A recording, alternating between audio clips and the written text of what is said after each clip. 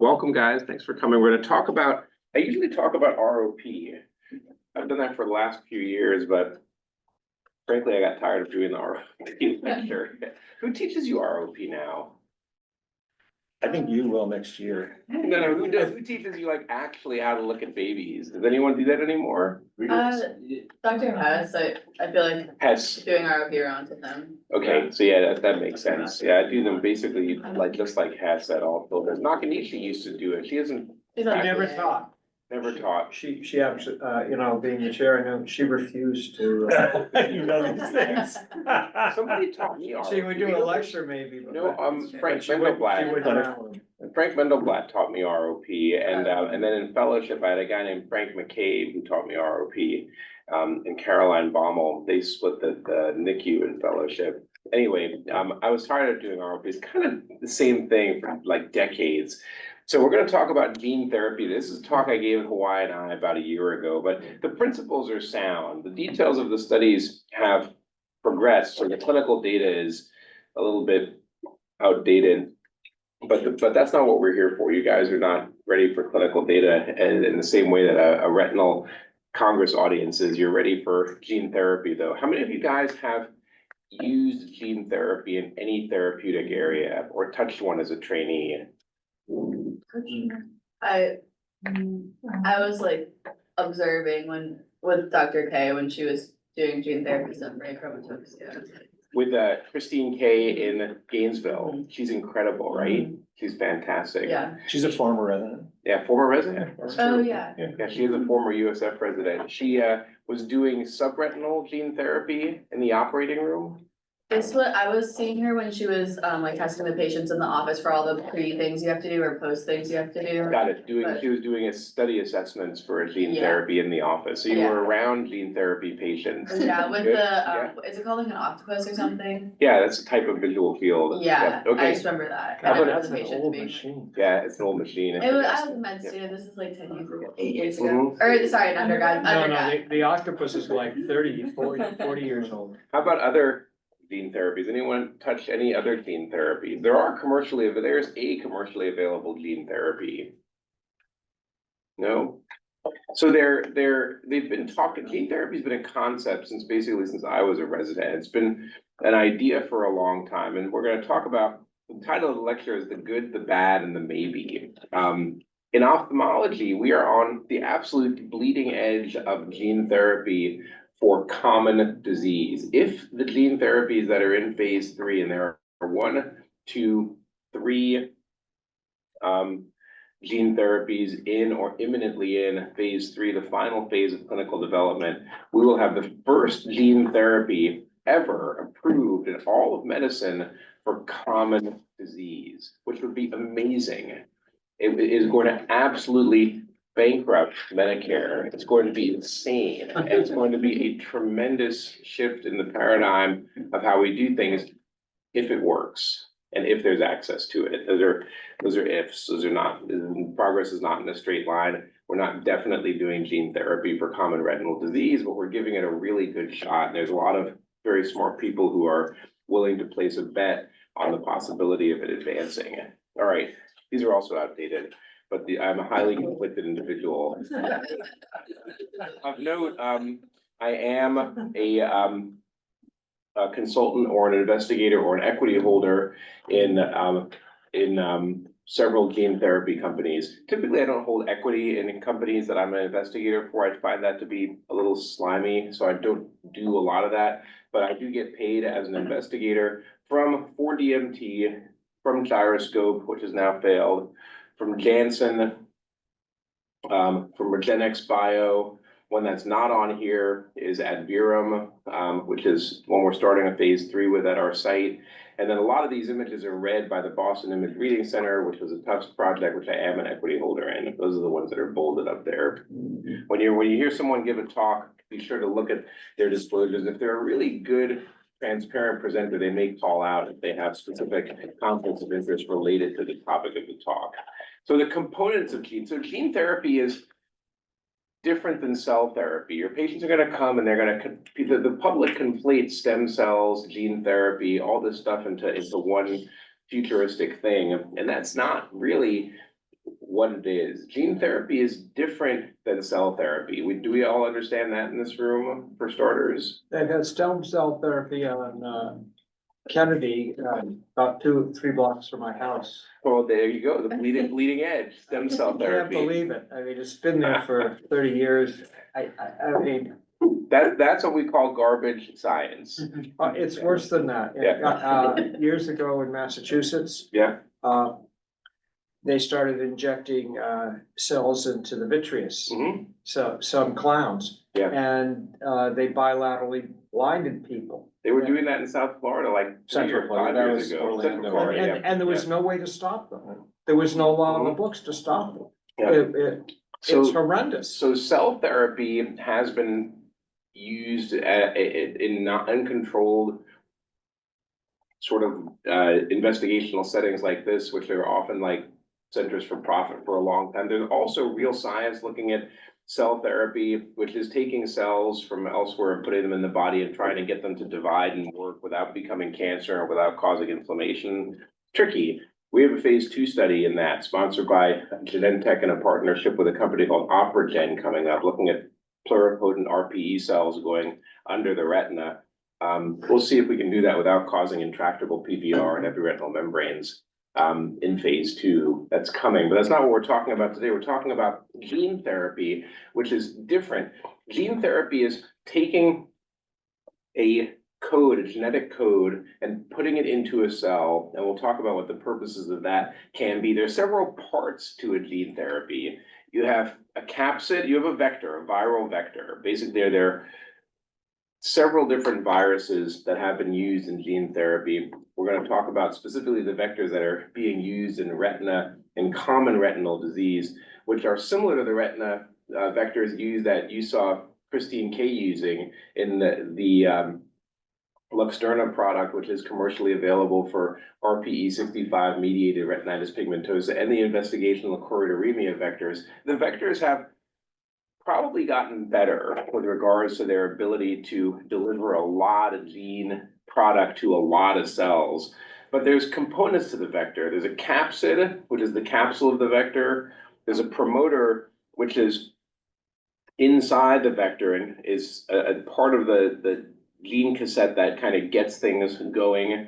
Then there's the gene cassette itself, which is the code you're placing into the genes. That's the components of the gene therapy. Then you have to manufacture it. Manufacturing gene therapies is not easy to do. It is done similarly in a sense to a biologic. And then there's clinical development, which is what we do at our site, and a lot of folks do, which is phase 1 through 4 clinical trials, and phase 3 being registrational clinical trials. So there are basically 3 things you can do with gene therapy. You can augment genes, meaning you take cells that are existing, you take your gene code, you put them into the genes, and you get it to do one of 2 things. Either you replace a broken code, like what Luxturna does in RPE65, or you make the cell do things it ought not to do, like produce an Eylea-like substance. The second thing is gene editing. You can cut out or put in different parts of the code, which does not necessarily create a protein, but makes the cell work better. And then you can inactivate a gene, like that's theoretically for cancer therapy or something like that, where you've got genes that are producing bad proteins or making cells divide and do things they ought not to do. You can try to turn them off.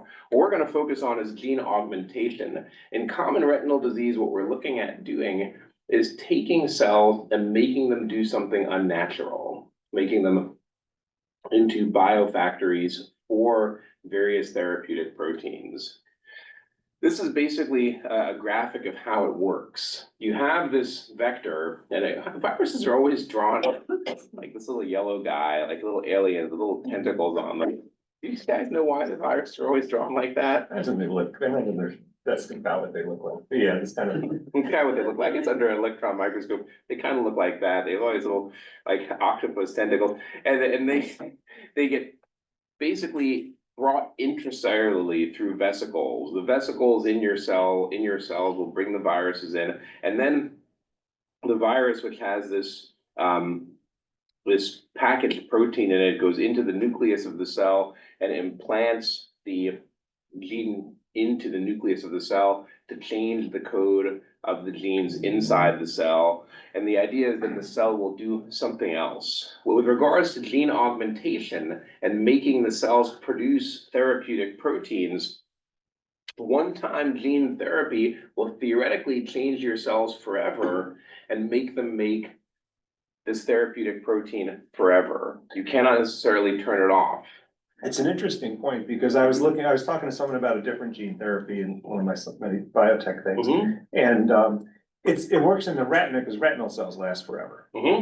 So there's gene therapies in other parts of the body where they work for cells they turn over, and those are limited. Those don't last, like, So those we are have- like the cancer therapies. Yeah, or like an inhalant, they can get into your vascular, there was some sort of neuro thing they were doing a gene therapy on, they would get into the vessel walls, and it was very clever, but we're spoiled in a way that the retinal cells are, Yeah. it's the same cells you're born with. That's the idea. The idea is it'll transfect your cells like your RPE cells or your Mueller cells or whatever you're trying to hit with your vector. And theoretically, the cells will last forever. Of course they don't. They die off, they get tired. You know, there's all these unknowns. And if you look at the therapeutic proteins in the Regenex trials, they're actually decreasing in production over time, over the long term. We're talking 5 years, and it's pretty long, because, you know, we're looking at macular degeneration now, and the good news about macular degeneration therapies, they only have to last 10 years, because all your patients are dead in 10 years.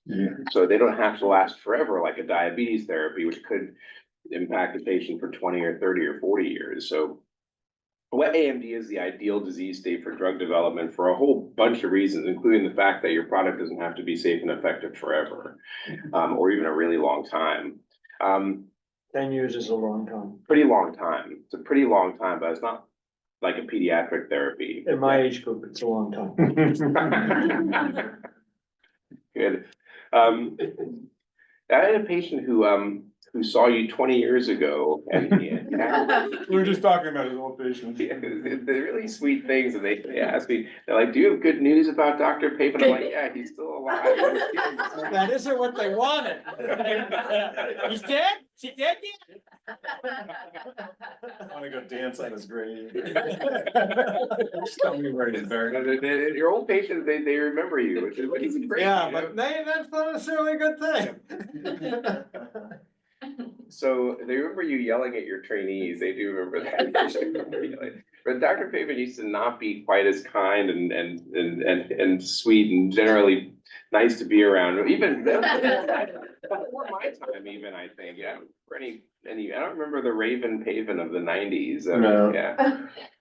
Okay, so basically you put the gene therapy in, and the idea is the pathology is always on, so you should have a therapy that's always on. What we currently do for common retinal disease is the second bar there. We keep giving shots, and you know, and the levels go up, levels go down, and the disease is always on, but our therapy is pulsatile, which is not ideal.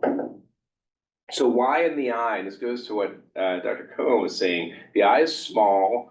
You don't need a lot of volume to get things to work in the eye. It's easily accessible for precise delivery. You can know exactly where you're putting your gene therapy. And we'll talk about 3 basic places you can put the gene therapy. You can assess the eye directly. It's optically clear. And we have really sophisticated imaging commercially available down to the 10 micron, 5 micron level with the spectral domain OCT. And now with swept source OCT, we have depth to enhance that kind of lateral, that cross-sectional image. It's amazing what we can see. We can see at the cellular and structural level what we're doing with gene therapy. And the eye may have some immune privilege. One of the issues with gene therapy, the biggest issue, is inflammation. Where does the inflammation come from? Does the inflammation ever go away? Does it come back if it goes away? Because remember, when you're putting a Eylea into somebody's eye, who in this room drank vodka this weekend?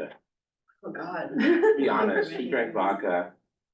None of you? What happened to trainees? I used to drink vodka every The weekend. residents aren't like they used to be.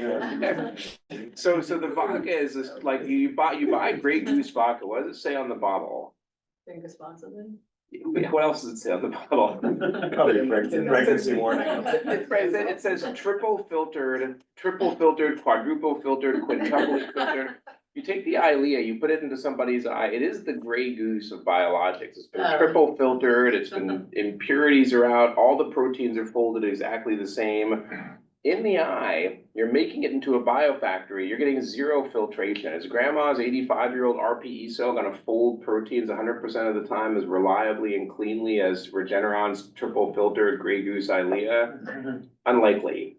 That might be where the inflammation comes from, or does it not matter that the proteins are folded funny? Does it really cause any inflammation at all? And the inflammation that we have may just be gone after the initial transduction of the viral vector. We don't know the answer to that yet. That's what clinical development is for.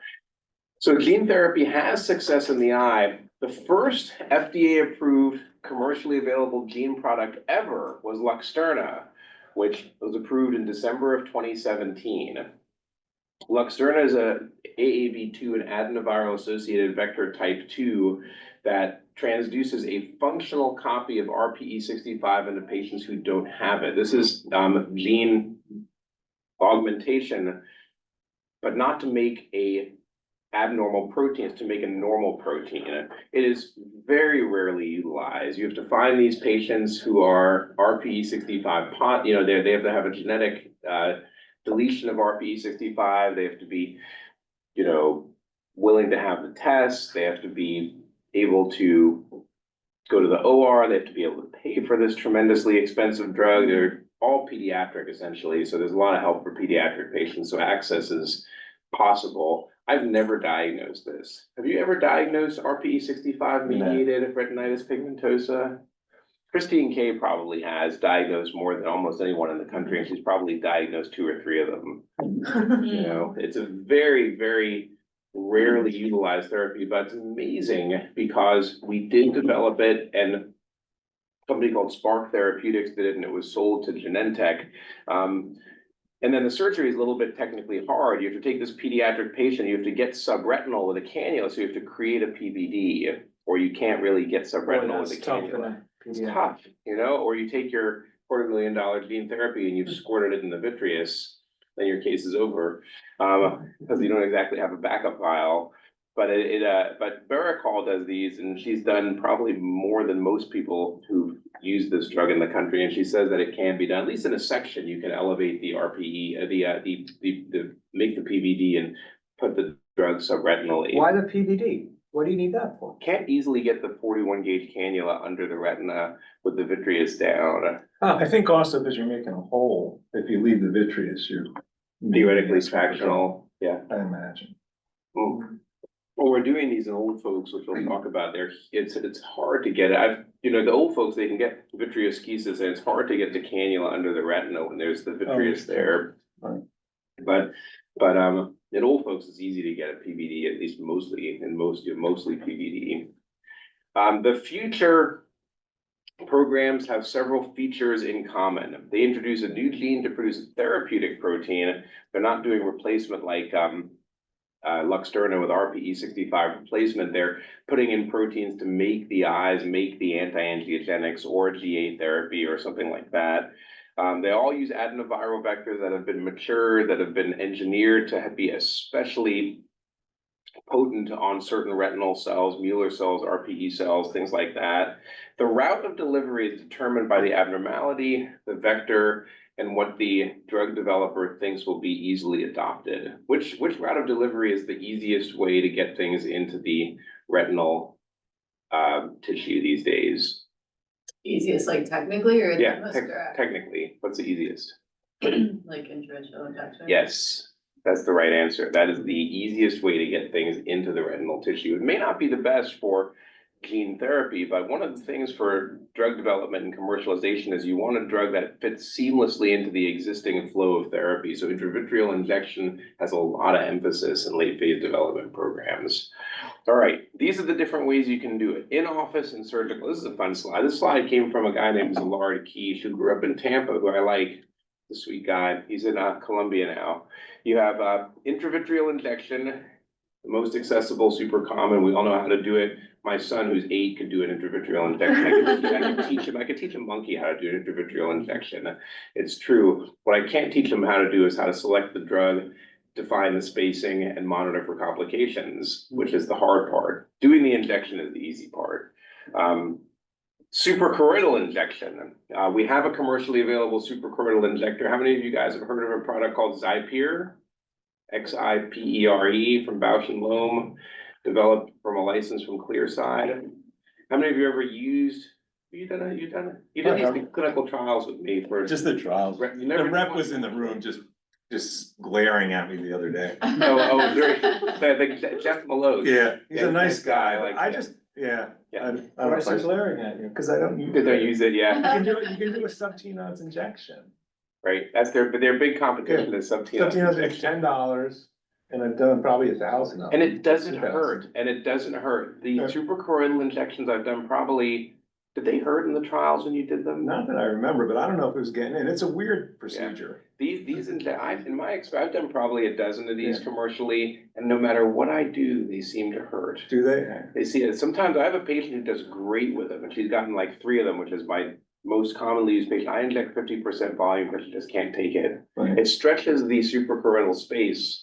Something about it. Yeah, so anyway, so it's another way to deliver gene, it might be a great way to deliver Yeah, gene for gene therapy, I can see. But currently, we're doing the drug Xipere is the same injector, but what Dr. Cohen's saying is he doesn't use it because it injects triamcinolone, which is what we inject lots of other ways, like sub-tenons injections, which are a lot more pleasant, less expensive, we kind of know how to do them. Then we have surgical procedures, we have transvitreal subretinal, which is the way we do Luxturna. And there's a phase 3 program which has been enrolling for 3 years doing transvitreal subretinal injection of a drug called RGX-314, Regenx's drug for wet macular degeneration. They're also delivering that drug suprachoroidally for diabetic retinopathy, which is interesting. We've been involved with that drug for a long time. And the fourth way to do it, this is a neat procedure. It's a little cartoon. This is a suprachoroidal catheter with a subretinal needle. So this is a product that Johnson & Johnson developed. When I was a fellow, I remember the early versions of this product.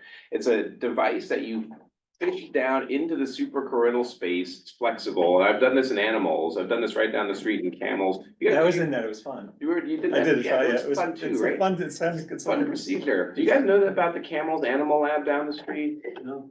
It's highly secretive, so no one blows it up. But there's animal experiments with mini pigs and things like that going on every day right down the street in secret at USF, at the Camels is the Center for Advanced Medical Learning and Surgery.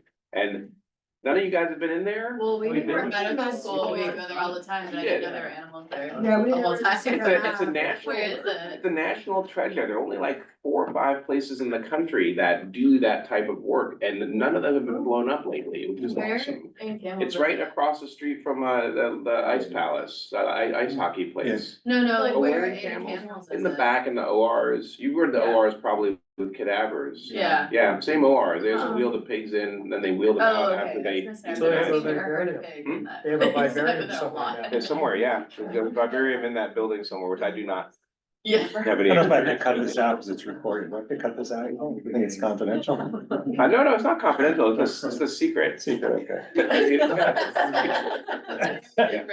So anyway, it's a great lab. I've done this procedure there. What animals you do it in?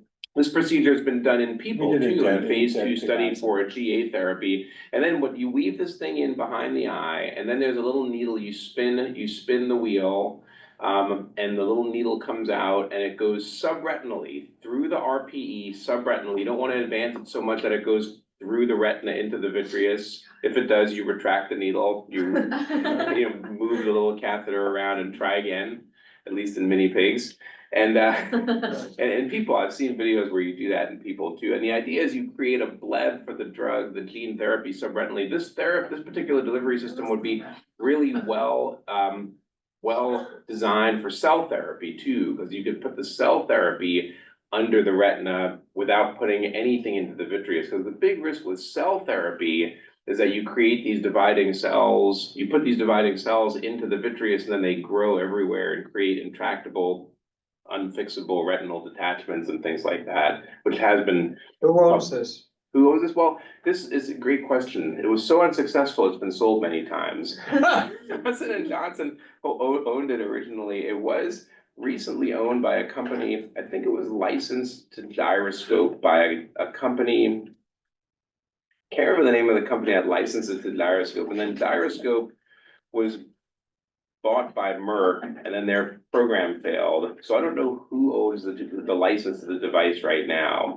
I don't know, but the device is gonna stick around because it's a cool idea, and this works a lot better than the Johnson and Johnson. I remember when I was in training, one of my very famous mentors wove the Johnson and Johnson one into the eye, and then it came through the retina and created a giant radial retinal tear, which I've never seen. I'm sure. Giant radial retinal tear, and put it all, it was reattached in the OR, but was unpleasant.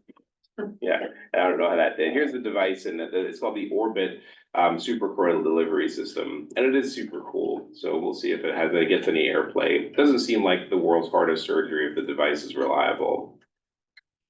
All right, so status of gene therapy trials for common retinal disease. This is a little bit dated because this is from a year ago and things have changed. In wet AMD, we still have these three big players. There's Adverum, which is now called, the product is now called Ixo-vec instead of ADVM002, 4D150, and Regenx RGX314. In diabetic retinopathy, we have Regenx RGX314, which is delivered in a suprachoroidal fashion with the clear side injector. And dry AMD, we have Gyroscope with GT005 and Johnson & Johnson with an intravitreal injection. Adverum was gone because they had a terrible intractable inflammation, which resulted in ptysis and enucleations. But then it came back because we think we can mitigate that with a lower dose in a different disease state. So now it's back, but not in diabetics and not at a high dose. So we'll see, we'll find out. And then Gyroscope died because it just didn't work. We did a bunch of gyroscopes and we did take that through phase 2, and there's no difference between observation and transvitreal subretinal gene therapy. And their gene therapy produced a product which inhibited complement factor H. It's difficult. The Johnson & Johnson product is intravitreal and inhibits something called CD59, which is at the very bottom of the complement cascade, just before you get membrane attack complex. So that's kind of a cool idea with regards to complement therapy. It's a whole different talk on anti-complement therapy, but in geographic atrophy, a lot of the science is looking at anti-complement therapy still. All right, this is the design of a gene therapy trial. This is more like for a discussion or an example of how these studies are designed rather than how things work. This is a phase 1 gene therapy trial with now, it has 4 years of data. This is called OPTIC, and this is looking at Adverum's drug, ADVM002, which is now called Ixo-vec, and looking towards 5 years of follow-up, long-term follow-up. And what you do in phase 1 trials, this is kind of a neat way to look at it. On the bottom, you have several different cohorts. You have dose escalation cohorts, and in addition to that, you have in the next column, you have prophylaxis with corticosteroids. The big thing with gene therapy, given intravitreally in particular, or suprachoroidally, is corticosteroid prophylaxis goes on for a long time. What we've learned in the phase 3 trial is you need a long-term ocular prophylaxis with corticosteroids.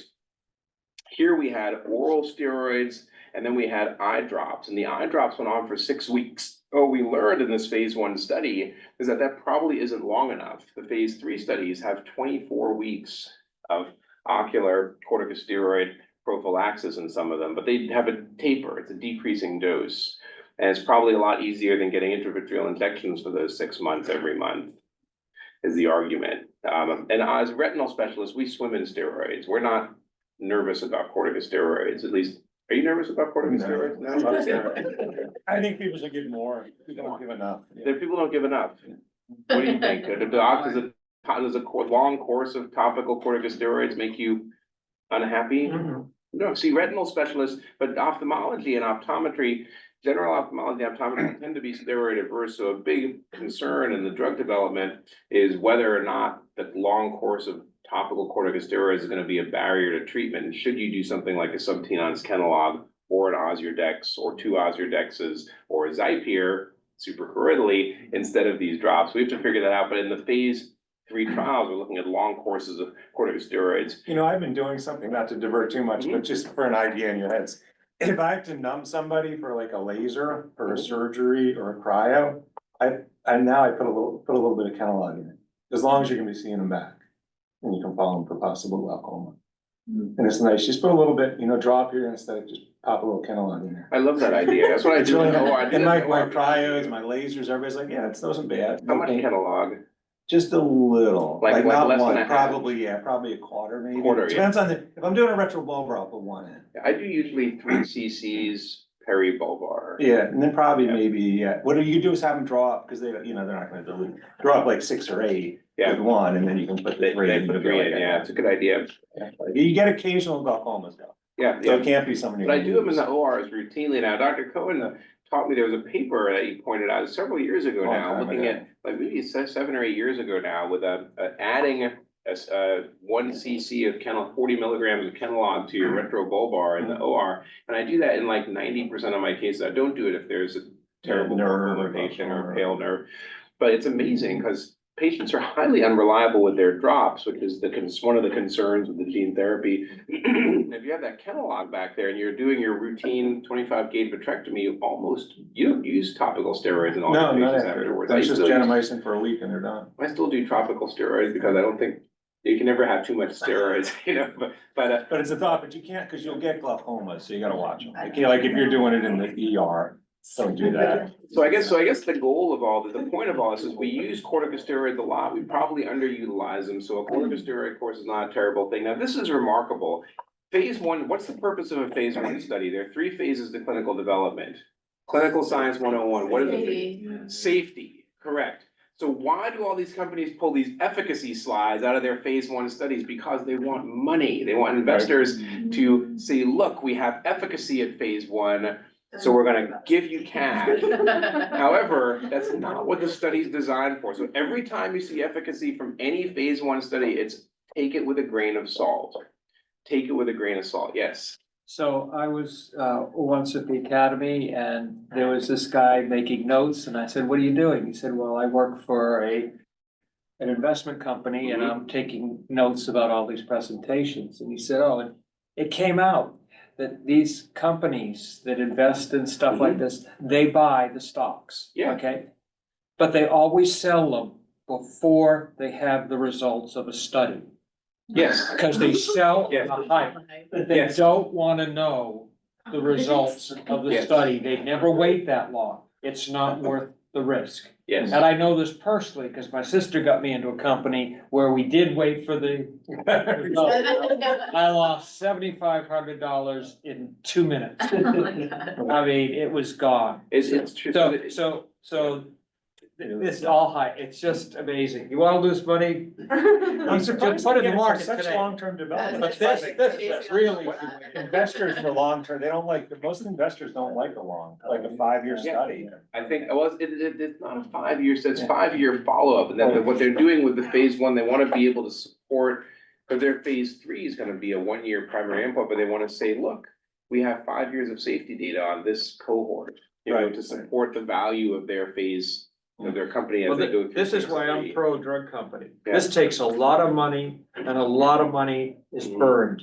Yeah. The reason, it's interesting because they don't have a long period of time under patent. It's only 18 years, right? Right. 20? It's Yeah, only now 20 the years, file date. but it takes what, 10 years to come? To develop the drug. And yes, lots they of only money. have a few years. Yeah, and it's really sad when companies fail. There was a lady named Megan Baldwin who was the CEO and then the chief scientific advisor for Opthea. She's an Australian lady, wonderful lady. I met her about 10 years ago.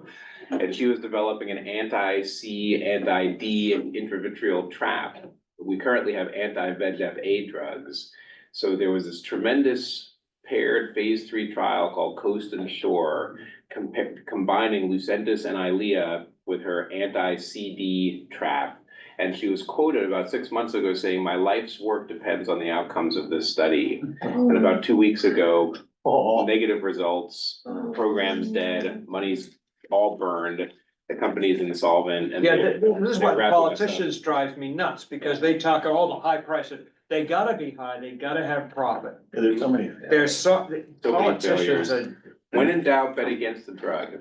You'll probably do better that way financially, which is sad, but you know, that we were in both of those studies. We were in the phase 2 study. We had developed a commercial plan. They were hiring a commercial team, and very interesting when it gets personal. It's kind of sad, but it is, everyone knows that's the risk in the business. But why is this promising? Why is this drug going through $1 billion development program? Why was Ixo-vec pulled from the ashes of inflammation and ptysis and now is entering a phase 3 program at a lower dose in wet AMD because of this data? At least this is one of the parts of the data package that's compelling to investors who are willing to stroke checks totaling about $1 billion for a phase 3 development program. On the left side, you see, these are called swim lanes, and you're gonna see lots of these in retina if you go into retina. On the left side, all those little dots represent intravitreal injections before the patient comes into the study. So these patients are treatment experienced, the inclusion criteria required previous diagnosis of wet AMD and relatively frequent injections. Left side's all the shots they get. The column in the middle with the needle at the top, not in the middle, to the left of the middle with the needle at the top, is the injection of the Adverum gene therapy product, the Ixo-vec. On the right side, every dot is a visit, and only the colored dots are intravitreal injections after the gene therapy dose. So you can see all the shots they got on the left side become almost no shots on the right side. So it's 2 years, 3 years. and remember, uncontrolled, and it's out to 3 years, uncontrolled, 2 doses. There are retreatment criteria which do tolerate some fluid. These patients are not bone dry on the right side, like we like them in clinic, but they didn't trigger retreatment. And then there are a couple of patients who keep getting shots. You know, there's not many, there's a tremendous reduction in the shots. The numbers you see show something between a 80 and 90% reduction in annualized anti-VEGF burden, with more than half the patients being injection-free with a dose response. You want to see a dose response in any How do I buy into the company? Adverum, you buy the stock. You buy the stock. But remember, ptysis enucleations in the diabetic patients because of inflammation that was intractable, ciliary body shutdown. Is that gonna happen in the phase 3 in the wet AMD patients at a lower dose? I hope not. It didn't happen in these patients. This is wet AMD, but you can buy this company. This company is publicly traded under the What's the name of it? ADVM, Adverum, yeah. So very interesting. Here we see it graphically, this is super impressive. This is graphically the reduction in annualized anti-VEGF burden following a single Ixo-vec injection. So profound reduction in the requirement of injections. Does ophthalmology really want to get rid of its injections? I was gonna say, what You are bet. We're gonna find out. What's that? What's gonna happen If these therapies Yeah. go and injections go away? Interesting question. That's a different lecture. I have a. Dr. couple Dave of and I theories are on that. pre-injections. I look forward to it. Yeah. Because what'll happen is the market will clear out. There's probably a third to a half of the retina specialists that are just doing shots. Yeah. We'll just have to find something else to do. You were told. Yeah. But will they find something else to do? Because you imagine, let's say for round numbers, this is $100,000 injection. Let's finish this section, then we'll talk about it.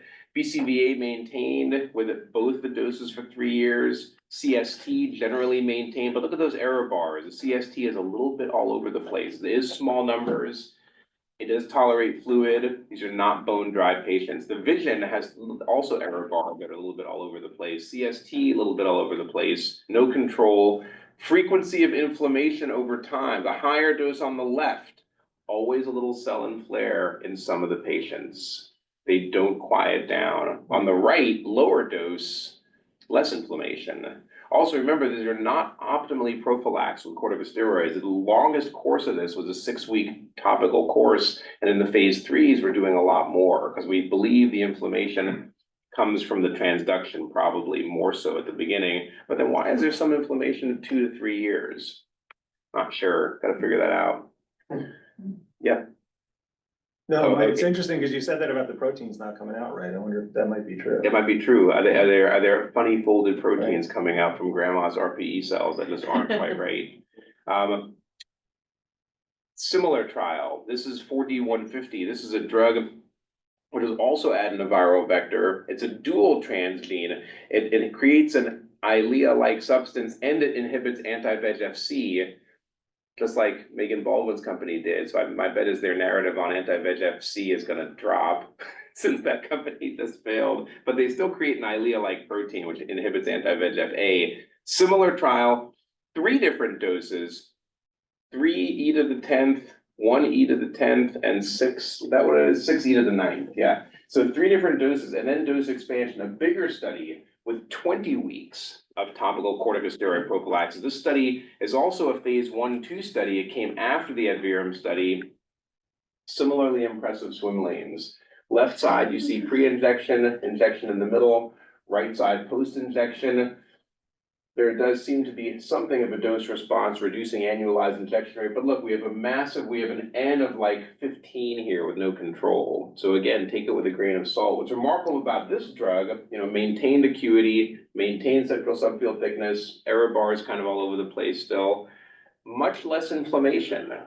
Longer corticosteroid prophylaxis. This box graph shows intraocular inflammation, and just a handful of patients had intraocular inflammation. Is it a cleaner vector? Is it better corticosteroid prophylaxis? Is the protein product less inflammatory? Is it a little bit of everything? This is a little bit cleaner. Adverum's argument, why does Adverum think their drug is better than this? They believe that their drug is more potent, and this study did not do anterior chamber protein levels. Adverum study did. Adverum study produces a lot of anti-VEGF in the anterior chamber. We don't know exactly how much anti-VEGF is being produced in this study, but we do know the clinical data shows that you have stable acuity and stable central subfield thickness. So how much anti-VEGF do you really need? Competing company also trades publicly, also looking for cash.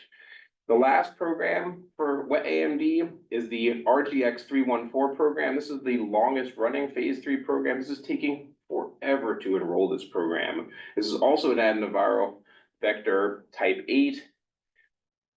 This is the phase 1/2 study. There were 5 dose cohorts. This is a subretinal delivery. So this takes a vitrectomy and subretinal delivery, which is a super fun surgery. It's really, I'd say, easier than a macular pucker surgery to create a bleb.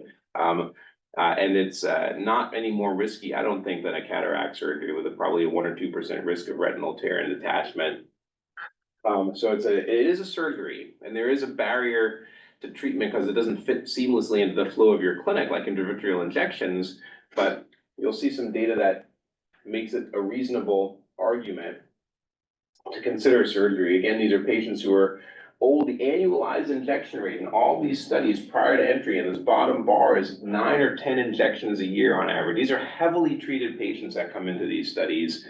And what we see when we look at all of the data is if you cut out the lower doses, the top left has all 5 doses. Top right are the highest 2 doses, which shows stable acuity. Bottom left are the highest 3 doses, which show stable CST. Bottom right, dose response, lowest dose to highest dose, showing a gradual reduction in annualized injection rate as the dose goes up. So dose does count, and these are the swim lanes looking at the highest 3 doses. Again, dose response, lots of shots on the left, on the right, fewer colored dots as you dose them with more gene therapy. What's remarkable about, they don't have a specific slide, of what's remarkable about subretinal therapy is you get almost no inflammation when it's subretinal, almost 0. Does that make it more compelling? Maybe, it might make it more compelling. It is a surgery, or taking 85-year-old patients to the OR when you could just keep giving them Vabysmo every 12 weeks.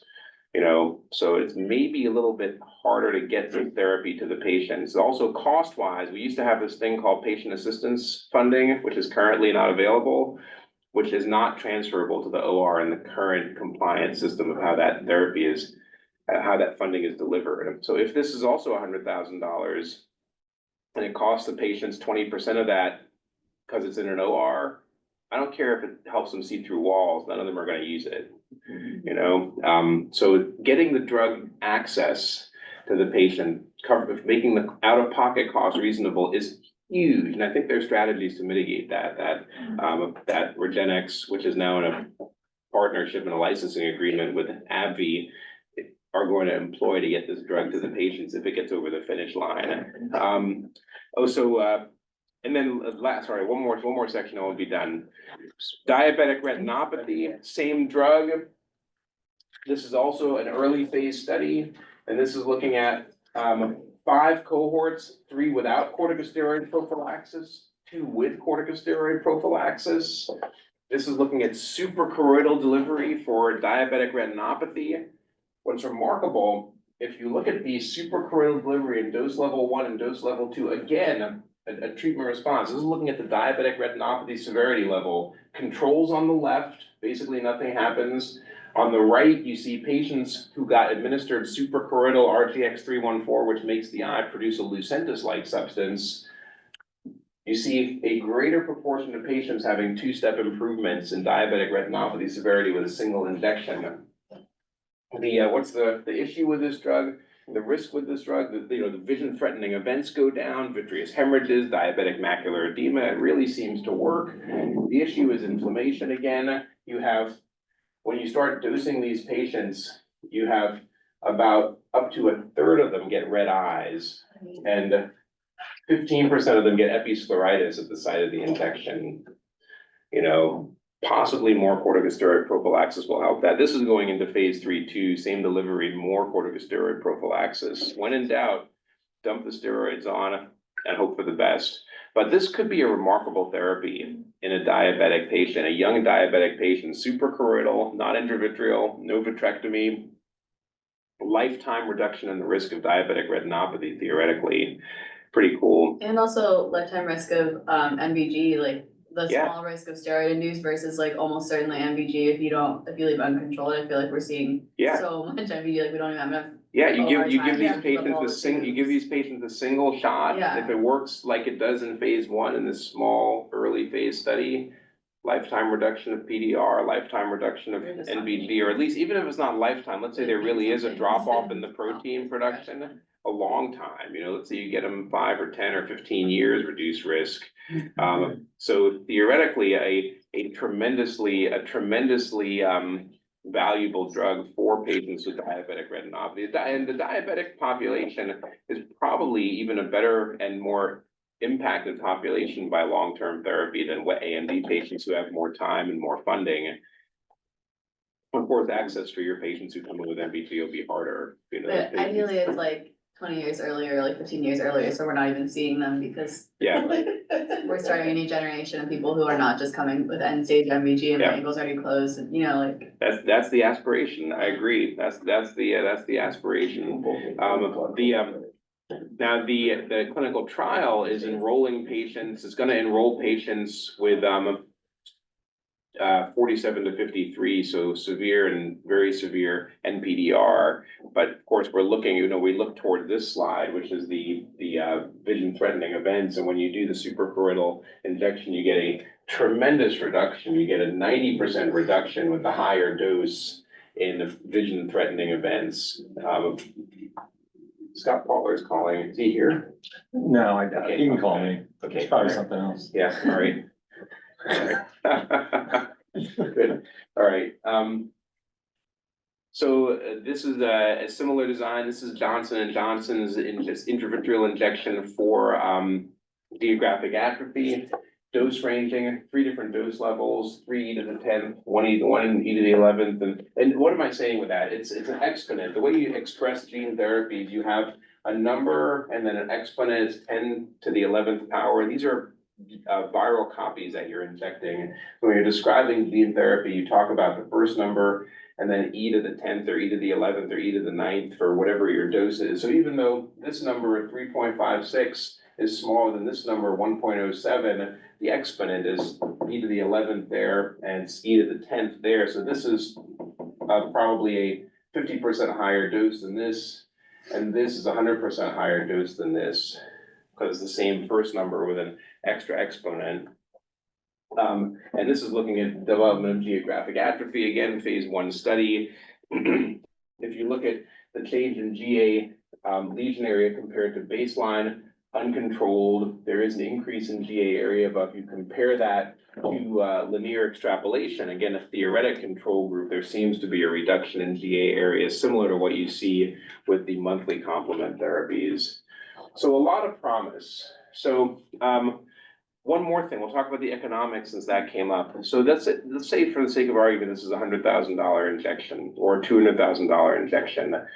And a lot of the concern is economics. The economics of delivering medicines and giving care is the third rail of everything. Literally everything matters because of the economics. If this is a $100,000 injection, the drug profit on a single injection will be the same as about 40 injections of Vabysmo. So we'll might or might not see a clearing of retina specialists or people who do injections. You give one of these injections and the patient goes home and never comes back. If the drug is paid in the same way that they're currently paid, that clinic will have a drug profit, or that private equity entity or that person who employs you, whoever is getting the drug profit, because somebody's getting the drug profit, will have a drug profit multiples greater per dose than what we have right now. I'll bet they changed the rule. They may change the rule. If I were them, I'd change the rule. Yeah. I'd say, why should this doctor get 4,000, 40,000, 4,000 bucks? It'd be 4 6,000. plus discounts plus rebates. It'd probably be, you know, if it's $100,000 drug, the total, what would they call it? The fancy term that they call profit now is net cost recovery would be between $5,000 and $7,000. Yeah, and like heart transplant probably get paid 2,000. So This someone's is gonna just- say, Yeah. And this is just for opening the vial. right, so someone's gonna say, why should this doctor get paid that? Right. They'll change the rule. So there are other ways to do it. There are other payment models that are being explored, like benchmark payments, like you get paid per year that the patient doesn't get more injections or something like that, or per year that the patient is alive or something like that. Currently, commercially available gene therapies are paid the same way as all the other drugs. So we'll see what happens, but currently commercially available gene therapies are super boutiquey, like Luxturna. This is a drug for, you know, wet AMD drug is a drug for potentially 1.5 million patients. Hey, an interesting economics thing, Yeah. which Reed probably knows, is when intravitreal injections for macular degeneration and AIDS came out, it was following intravitreal injection. Before that, the only thing we really did them for was endophthalmitis. Yes. So what happened, I don't know if you know, but what happened was endophthalmitis intravitreal injections were priced in such a way that they would be comparable to the OR. Because you had a choice when someone comes in with endophthalmitis, do I take them for surgery or do I do an office procedure? But really was Reed's kind of pioneering that. So the office procedure was priced, so I believe intravitreal injections, I have to look for this, were paid like $500, $700 a shot. Similar to You know, a vitrectomy. Yeah, similar to a vitrectomy. And then what happened was all these other treatments came, then all of a sudden you're doing them for AIDS every twice a week, and then you're doing them for macular degeneration, like whatever, 200 a week. And the price just went, Yeah. you know, so what happens is once, What happened Yeah. is Julia Haller, yeah, partnered, became head of the Vitreous Society. That's what it's called now, the AS, what it is. ASRS, yeah. So, and she's, one of the companies that produced VEGF or something, did a model of how much per minute the doctor makes.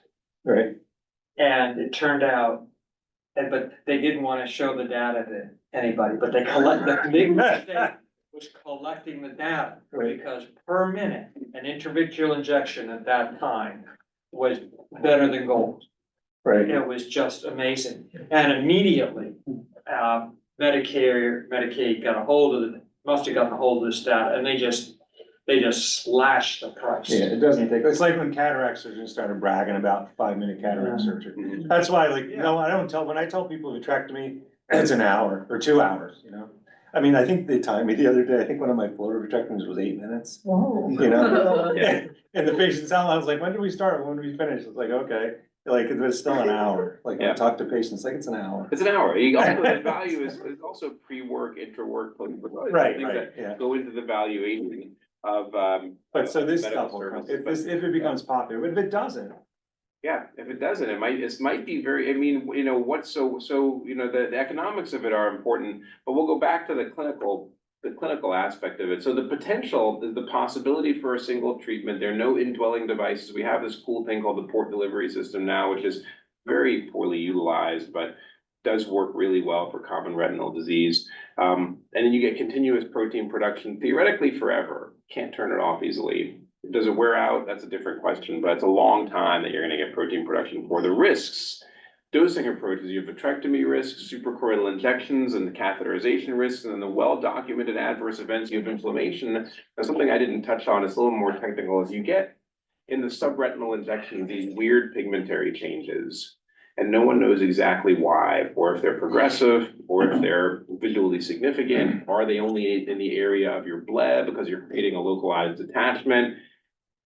We're figuring that out too, but the vast majority of patients with subretinal gene therapy get weird pigmentary changes, some of which are minimal, some of which are really extensive, one or two of which in my experience have gone into the macula and caused problems. So my blebs are further away than they ever used to be, and all of the protocols now have the blebs way far away from the macula. But wait a because of minute, that. doesn't the drug not get it where you need it in the macula? No, the drug, so that's a great, so Reed brings up a great question. Where do you need the drug? The answer is you need the drug anywhere because you're making Lucentis or Eylea to fill the eye. Okay. If you were doing Luxturna now, Luxturna or choroideremia Yeah. therapy does have to be in the macula because you're trying to fix the cells in the macula. But if you're using any of the drugs that we talked about, or the only one that's given subretinally here that's still in development is RGX-314, you're making the eye make a Lucentis-like substance. So when I do those blebs, I do them way out in the nasal periphery, as far as I can see, so I don't get weird pigmentary changes expanding posteriorly towards the macula. And then, of course, the other risk is you do get continuous protein production forever. Do we really want continuous protein production forever? There's still this unanswered question as to whether or not tons of VEGF inhibition enhances the development of geographic atrophy or accelerates atrophy. We don't clearly know the answer to that. Probably not. I think it's unlikely, but you can't turn it off. Also, I think about the GMO stuff, Yeah, like you're gonna tattoo them like you're a GMO now. yeah, now they're, see, they're Congratulations. no longer fully natural. No longer fully natural, you know, they're gonna tattoo them and they're gonna blow up the guy's Tesla, you know, all at the same time, you know? So is it prime time? Are we ready? Well, we have established success with Luxturna, first available commercial gene therapy ever. It's investigational currently for common retinal disease, wet AMD, geographic atrophy, diabetic retinopathy. Clinical programs are advancing. Stay tuned. This is why we do clinical science and drug development. This is why drugs go through phases of development. And we're here to figure this out. And most importantly, clinical medicine is not one size fits all. I think a lot of what we do in drug development is try to read the tea leaves. If you get into drug development, you can get paid for that. But the tea leaves, in my opinion,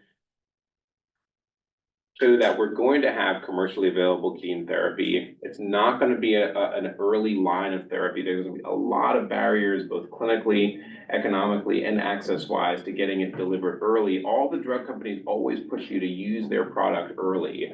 There's going to be potentially one or two commercially available gene therapies for common disease. The drug companies are going to push for them to be used early. There'll be clinical data supporting early usage because these phase 3 trials are using the drugs in treatment naive patients for the intravitreal injections and almost naive even for the subretinal injections way early in the course, but there are going to be a lot of factors pushing the other way. You know, the cost of the drug, the out of pocket, getting authorization for the drug. There will be weird risks to the drug, and then it does upend the economic model of retina a little bit. You know, there's possibly ways to mitigate that with the net cost recovery of these expensive drugs, but we'll see. You know, I think we're going to see these drugs, and I think we're going to integrate them. I think they're going to start, at least initially, as a later line of therapy, and then maybe things will change. How many of you guys are going into retina? Isn't one of you going Nobody to does retina? anymore. Vishnu's on vacation. On vacation. Retina specialists don't take vacation. You should be listening.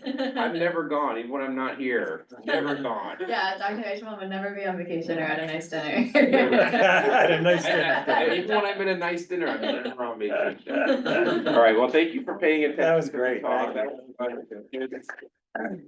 That's lecture.